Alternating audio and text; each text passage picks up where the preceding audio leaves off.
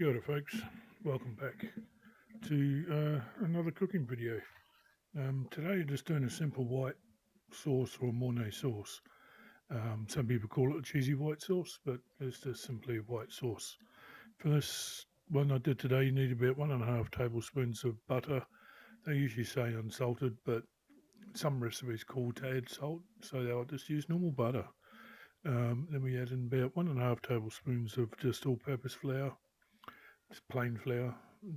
That's pretty much all it is. And then I start off with a cup of milk and full cream milk, not that watered down rubbish. Okay, it's got to be full cream milk. I start off with a cup, but I usually generally end up using about two to get to the consistency that I like. And for this, I also added in some nutmeg, and you would also need about 50, 60 grams of cheese, finely grated. The best to use for this is either um, Gruyere or Swiss cheese. Excuse my voice. I've been very, very sick lately, so still trying to get my voice back. So as you can see, the butter's melted down. You don't want the butter to brown. If it browns, it's gone too far, and you got the heat up too high. I just have it on a very low to sort of medium heat, and it's enough just to keep it bubbling like this. So yeah, add it in the flour, stir, stir, stir. You'll see me nose coming to view. There you go. There it is. I'm just smelling because you want to get it to the point where you can't smell the flour anymore, if you know what I mean. Um, so then you can start adding your milk. And at first, it will probably just ball up, which is fine. Just stir it around, keep stirring it. Um, Sometimes it'll do that when you just add it to the butter, but I probably add a little bit too much butter in this, but that's okay. There, and generally you just keep adding your milk. Now, I do apologise for my big old hand being in the way. Um, I do realise a little bit later and move my hand, switch my other hand. But my right shoulder, I've just recently had surgery on it, so I'm trying to use it. It got very tired very quick doing this, so I switched over to my left hand anyway. So yeah, so you don't want your heat too high because you don't want it to burn, and you don't want it to thicken too fast. And as you add your milk, you want it to go creamy and thin out, if you know what I mean. Pretty much you just keep adding milk until you get to the consistency that you like. For me, because I was actually going to use this to do Oysters Mornay, I wanted a fairly thick um, consistency. I did add a little bit more milk right at the end, so you can see there it's a nice creamy thing, like a very thick mashed potato, very creamy thick mashed potato. But this, I added a bit more milk later on just to thin it out a bit more. So now I'm adding a nutmeg. Now you don't have to do this. It is usually in Mornay sauce, but you don't have to do it. It's just a taste thing. I'll also add in some black pepper. Some recipes will call for salt, but like I said, I just use normal butter, which has got salt in it, so you don't need to add any more salt. Well, in my opinion, you don't anyway. Pretty much you want it thick enough to coat the back of a wooden spoon, but like I said, I was using this for Mornay, so I actually wanted it a little bit thicker than that. Um, the rest of the sauce that I have left, I will reheat that with some milk and thin it down a lot more. But for now, that's about the consistency that you see there is what I like. So yeah, if you get any lumps in it, just keep stirring, just keep whisking, add a little bit more milk if you need to.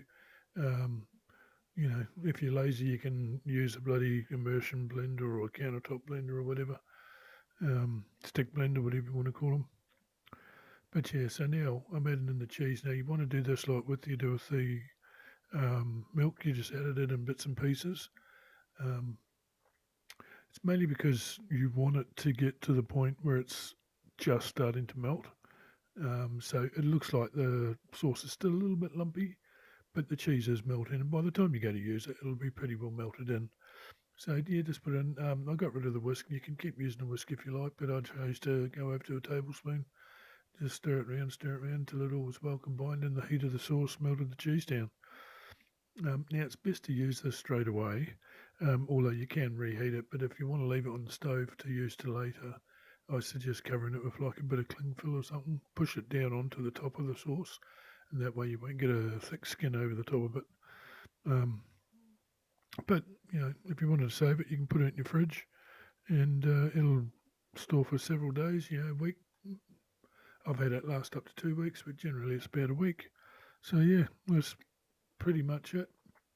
That's a Mornay sauce, or without the nutmeg, it's just a cheesy white sauce. So pretty simple, pretty straightforward, but way better than that shit you buy at the shops in jars or in packets. And it, like I said, it didn't take long. It only took about 5-10 minutes. The thing is, just obviously continuous stirring. It's only 3 ingredients, or 4 if you add the nutmeg, and black pepper 5, I guess. But yeah, so anyway, here we are. We're making the oysters morning now. I bought some beautiful big, thick Pacific oysters. I mean, they're not big, but they're a lot bigger than Sydney rock oysters. And they were quite full oysters too. They were quite plump. So I think I could only get 8 on this tray. So I only bought a dozen. So the other 4 I made Kilpatrick. But yeah, I'm just skipping through this because you don't need to steam. You put Mornay on every single oyster, do you? I don't think so. So, but yeah, make sure the oyster's actually covered.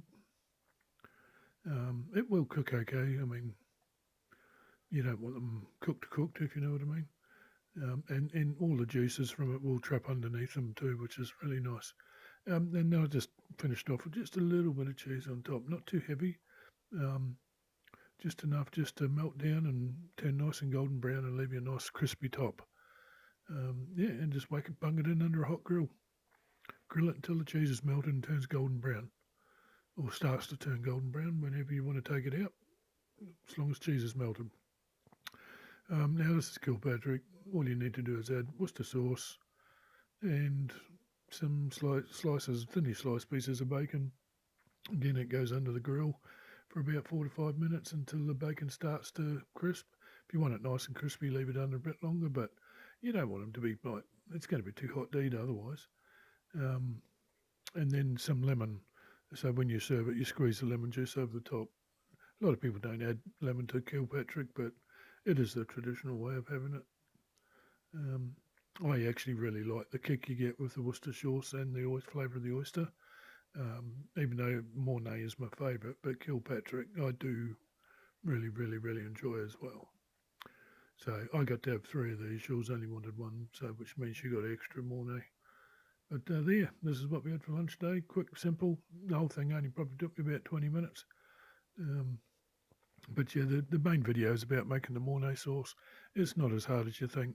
It's just a little bit of time consuming standing there continuously whisking. So yeah, that's pretty much it. Hope you enjoyed the video, and yeah, when I'm feeling a bit better, I'm hoping to get in and make a few more extra videos. I've got plenty of videos on my computer. I just need to get in and edit them and get them posted. But yeah, hope you enjoyed this one. We really enjoyed the oysters, and the Mornay sauce was perfect.